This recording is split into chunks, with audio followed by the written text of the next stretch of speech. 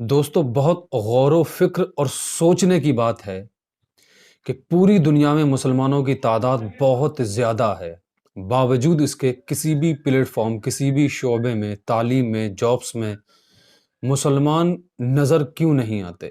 مسلمان اتنا پسماندہ کیوں ہو گیا، اتنا کمزور کیوں ہو گیا؟ اس کی وجہ صرف اور صرف یہ ہے کہ ہم نے تعلیم سے اپنا رخ موڑ لیا ہے اور اپنے گھروں کا ماحول اسلامی نہیں بنایا، اور والدین نے اپنی اولادوں کو بہترین اور اچھی تربیت نہیں دی۔ عموماً ہوتا یہ ہے کہ مسلمانوں میں خاص طور پر 6 یا 7 سال اس کے شروعاتی جو ہوتے ہیں اس پر بالکل توجہ نہیں دی جاتی، لاڈ اور پیار میں اس بچے کی تمام فرمائشیں اور خواہشیں پوری کی جاتی ہیں۔ مسلمانوں کا یہ مائنڈ سیٹ ہو گیا ہے کہ 7، 8، 9، 10 سال تک بچے کے کھیلنے کے اور عیش کرنے کی عمر ہے، بادشاہ کی طرح رہنے کی عمر ہے اس پہ ذہن پر کوئی بوجھ نہ ڈالا جائے، لہٰذا نہ اس کی تربیت پر دھیان دیا جاتا ہے، نہ اس کی تعلیم پر دھیان دیا جاتا ہے، نہ اس کی بہترین پرورش پر توجہ دی جاتی ہے۔ لیکن اسلام اس بارے میں کیا کہتا ہے؟ ہم نے تو یہ اپنا شعار بنا لیا ہے کہ ہم اپنے بچوں کی طرف تب دیکھتے ہیں جب وہ بالغ ہو جاتے ہیں، اس سے پہلے 7، 8، 9، 10 سال تک کوئی توجہ نہیں دیتے، اس کو بالکل فری مائنڈ چھوڑ دیتے ہیں، مطلب اس کو لاڈ اور پیار اور ترس والی زندگی، مطلب اس پہ ترس کھاتے ہیں، نہ اس سے کوئی کام لیں گے، نہ اس کو کوئی تعلیم کی بات بتائیں گے، نہ بزنس کی کوئی بات شیئر کریں گے، نہ سماجک اور معاشرے کے حالات سے اس کو آگاہ کریں گے، بلکہ صرف یہ سوچ لیتے ہیں ابھی اس کو جینے دو، ہم ہیں کمانے والے اور پڑھنے والے ہم ہیں۔ تو اس کے بارے میں جان لیں اسلام کیا رہنمائی فرماتا ہے۔ پیارے آقا صلی اللہ تعالیٰ علیہ وسلم کا فرمان مبارک ہے، صحیح مسلم کی حدیث نمبر 35 اور 33 ہے۔ نبی اکرم صلی اللہ تعالیٰ علیہ وسلم نے ارشاد فرمایا، آپ غور کریں کہ نبی اکرم صلی اللہ تعالیٰ علیہ وسلم اولاد کی تربیت پر کتنا زور دے رہے ہیں اور کب سے زور دے رہے ہیں۔ ہم پیدائش کے بعد 10 یا 11، 12 سال تک کوئی توجہ نہیں دیتے، نہ ان کے فیوچر کے بارے میں، نہ ان کا ذہنی شعور بیدار کرنے کے بارے میں، نہ اس کو ان فیوچر بنانا کیا ہے یا اس کو بننا کیا ہے، اس کا انٹرسٹ کیا ہے، ہم کچھ بھی نہیں دیکھتے۔ 10 سال تک بچے کا انٹرسٹ بھی ہمیں معلوم نہیں ہو پاتا کہ کس چیز میں یہ انٹرسٹ لے رہا ہے، کس میں اس کی توجہ دکھائی دے رہی ہے، یہ کس چیز میں زیادہ من یا لگاؤ سے کون سا کام کرتا ہے۔ اب آپ اس حدیث سے غور و فکر کریں۔ نبی اکرم صلی اللہ تعالیٰ علیہ وسلم نے ارشاد فرمایا کہ جب آپ اپنی بیویوں سے ملاقات کا ارادہ فرمائیں تو ملاقات کرنے جب جائیں تو اس سے پہلے یہ دعا پڑھ لیں، بسم اللہ اللہم جنبنا الشیطان وجنب الشیطان ما رزقنا۔ شروع اللہ تبارک و تعالیٰ کے نام سے، یا اللہ ہمیں شیطان سے بچا، اور جو اولاد ہمیں تو بیوی کے ملنے پر عطا فرمائے گا اس اولاد کو اس شیطان کے نقصان اور شر سے محفوظ فرما۔ غور کریں اسلامی بھائیوں، ہم پیدائش کے بعد 10، 12 سال تک کوئی توجہ نہیں دیتے، ان فیوچر اس کو کیا بننا ہے، وہ کھیل کود میں اور پرورش کے دوران اس کا انٹرسٹ کن کاموں میں ہے، کوئی غور و فکر نہیں۔ کیا وہ غلط کام کرتا ہے؟ کیا اس کا گانوں میں ٹی وی میں زیادہ من لگتا ہے؟ جب ماں قرآن پاک پڑھتی ہے تب اس کا قرآن سننے میں من نہیں لگتا، اریٹیٹ ہو جاتا ہے۔ ہم عموماً یہ سوچتے ہیں کہ چھوٹا بچہ ہے اور اس کے ایکشن پر کوئی ری ایکشن نہیں دیتے، لیکن غور کریں جو بچہ ابھی دنیا میں نہیں آیا، ماں کے شکم میں اس کا وجود بھی نہیں ہے، اس سے پہلے نبی اکرم صلی اللہ تعالیٰ علیہ وسلم نے اس اولاد کی تربیت اور اس کو برائی سے بچنے کے لیے کہاں سے تعلیم دی جا رہی ہے، بہت زیادہ توجہ کی ضرورت ہے۔ بسم اللہ اللہم جنبنا الشیطان وجنب الشیطان ما رزقنا۔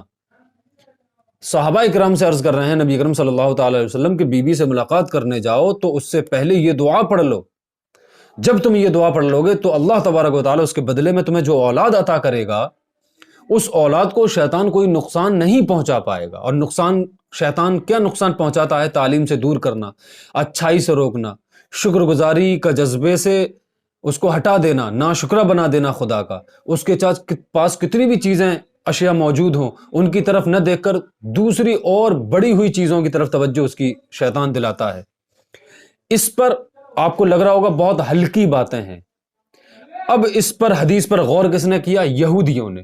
جی ہاں، ہم یہ سوچ کر کنارہ کر لیتے ہیں کہ کرنے والا صرف خدا ہے، جو ہوگا دیکھا جائے گا. اللہ تبارک و تعالیٰ بہتر کرنے والا ہے، وہ سب کر دیتا ہے. لیکن یہودیوں کو یہ معلوم ہے کہ اسلامک ہسٹری میں بہت ساری ایسی جنگیں ہیں جو ہم صرف خدا پر بھروسہ کرنے کے بعد ہارے ہیں. کیوں؟ کیونکہ ہم نے صرف خدا پر بھروسہ کیا، خدا کی بتائی ہوئی تعلیمات اور راستوں پر عمل نہ کیا. ہم نے اس کے دیے ہوئے وسائل اور اسباب کو اگنور کیا، صرف اور صرف اپنی کاہلی، سستی اور کمزوری کو اگنور کر کے اس کو بالکل چھوڑ کر اللہ کی طرف متوجہ ہو گئے کہ اللہ جو کرے گا بہتر کرے گا. اور ایسی جنگیں ہم ہارے ہیں اسلام کی ہسٹری میں. تو اسلامی بھائیوں، یہودیوں نے اس بات پر غور و فکر کی کہ جو اسلام پیدائش سے پہلے شیطان کے شر سے اولاد کو محفوظ کرنے کی بات کرتا ہے، کوئی تو راز ہے. انہوں نے ریسرچ کی اور ریسرچ کرنے کے بعد یہ پایا کہ بچہ جب دنیا میں تشریف لانے سے پہلے ماں کی شکم میں ہوتا ہے تو جو حالات وہ دیکھ رہا ہوتا ہے، جو ماں کی ایکٹیویٹیز دیکھتا ہے اور جو گھر کے حالات دیکھتا ہے، وہ آبزرو کرتا ہے. جی ہاں، ماں جو ایکٹیویٹی کرے گی، بچہ ماں کے شکم مبارک میں اس ایکٹیویٹیز کو اپنے اندر آبزرو کرتا ہے. اور جب وہ دنیا میں تشریف لاتا ہے تو اس کی وہی عادات ہوتی ہیں، وہی ذہنی شعور ہوتا ہے، اور وہ کنٹینیو وہی چیزیں دیکھتا ہے اپنے گھر میں، پریوار میں، پڑوس میں، تو وہ ویسا ہی بننا شروع ہو جاتا ہے. کیوں؟ کیونکہ بچے کے اندر اللہ نے یہ صلاحیت رکھی ہے کہ وہ آپ سے کہہ کر کچھ حاصل نہیں کرتا.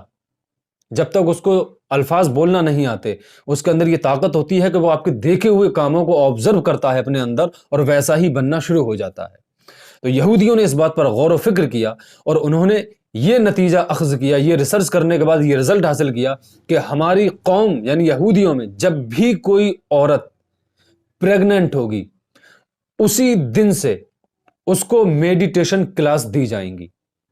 جی ہاں، آپ کو سن کر بہت زیادہ عجیب لگے گا اور آپ چونکیں گے کہ ہم نے اس حدیث کو اگنور مار دیا، لیکن یہ بچوں کی تربیت اتنی زیادہ سیریس انہوں نے اس حدیث کو لیا یہودیوں نے، اور انہوں نے غور و فکر کی، اس نتیجے پر پہنچے کہ ہماری عورت جب حاملہ ہوگی تو اس کو 3 سے 4 یا 5-6 مہینے کا کورس کرائیں گے جس کا نام ہوگا میڈیٹیشن.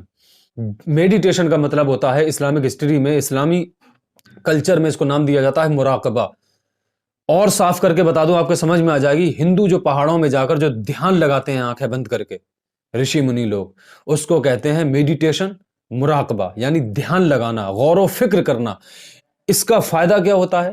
ریسرچ بتاتی ہے کہ جو شخص میڈیٹیشن کرتا ہے یا مراقبہ کرتا ہے، اس کا ذہن بہت زیادہ مضبوط ہوتا ہے اور معاشرتی طور پر بہت زیادہ شفاف اور بہت طاقتور اور کھل جاتا ہے.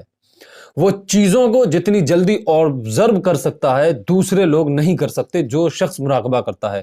یہی وجہ ہے کہ یہودیوں نے اس پر عمل کیا اور ان کی عورتیں پریگننٹ ہونے کے بعد مراقبہ کرتی ہیں، یعنی میڈیٹیشن کی کلاس لیتی ہیں ٹیچر کے ساتھ. اس کا رزلٹ یہ ہے کہ دنیا میں آپ ہسٹری اٹھا کر دیکھ لیں، سب سے زیادہ نوبل پرائز جیتنے والی قوم یہودی ہے.